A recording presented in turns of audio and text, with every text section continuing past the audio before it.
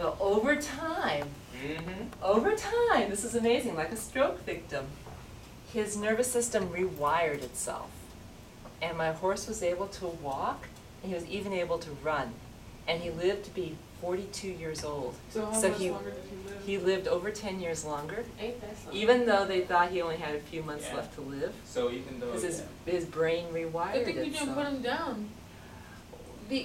Because we love this horse, and as long as he wasn't in pain, we thought, well, yeah, he could live out his remaining time. So yeah. But then the vet called him the miracle horse, and he used to bring other vets to see him. So Because yeah, like that goes same thing with yours, because when there's no toe, I think that's more the structure thing. But in terms of the balancing in your brain, the brain kind of rewire and coordinates what you don't have to compensate for what you're missing.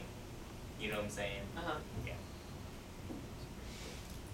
Also, we need to talk about the epigenetic effects. You guys did histone modification? Yes. We know. Histone plus DNA equals chromatin. Okay, so that's very good. What about what happened when histone is changed, modification? Isn't it like Histone is methylation wrapped or around something? chromatin. Wait, is it? Oh, I can't pronounce it. Histones is wrapped around the DNA, and then it uncoils. And Histone wrap around or DNA wrap around the histone? DNA wrap around the DNA histone. wrapped around the histone. Yep. Right. So histone is kind of like a knob, how loose, how a doorknob, how loose they wind the DNA, or how tight they wind the DNA, right? So you have modification to those. Then basically we're talking about methylmercury. They basically target the brain because they reduce your there's a factor that called the brain.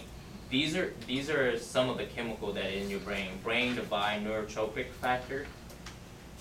So basically they reduce your expression of those, and that's BDNF is very important for your mood, like your emotional state.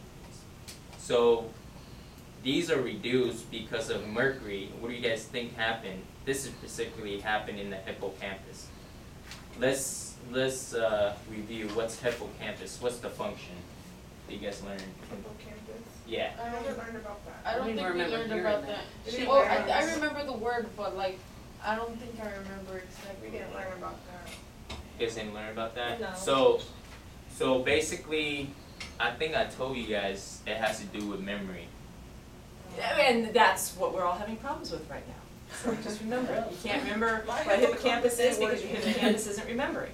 So basically, hippocampus specifically part of the brain that concerned with your emotional state, and that part of the brain also important for converting short-term memory to long-term memory. You know what that means? So basically, if you don't have the right amount of this brain divide neurotropic factors, you're basically depressed.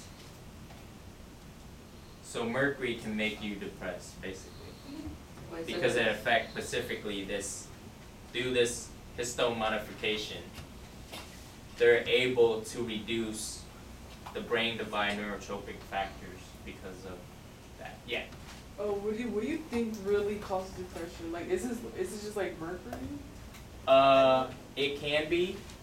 That's one of the things that, and there's also other things too that can affect your depression because of it can be a certain neurotransmitter in your brain that dopamines will make you guys feel happy in a good mood, but if you have lack of those, you can be in a mood that depressed mood.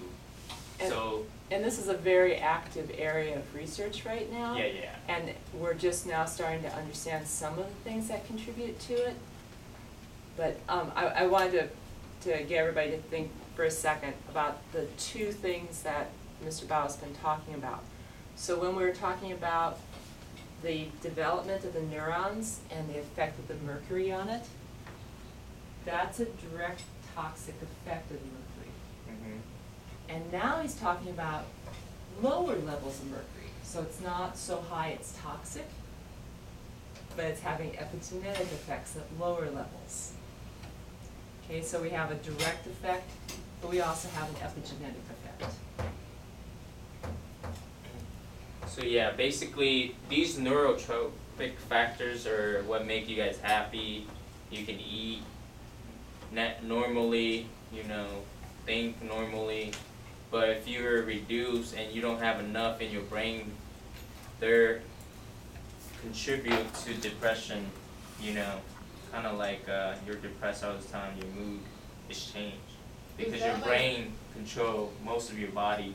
Because you know how a lot of males, they think that women, when they're like on their periods and stuff, they think that their mood changes, you know? Like I don't think it changes, you know?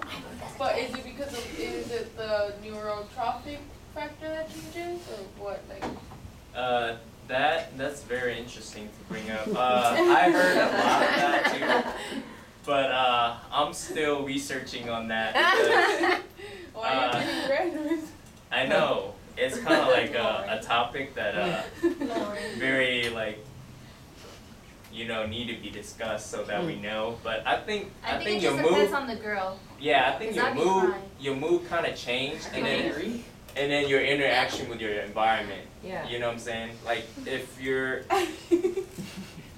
like, you know. I can hear a With sad men song on the uncomfortable. radio at certain times and just be like, For real?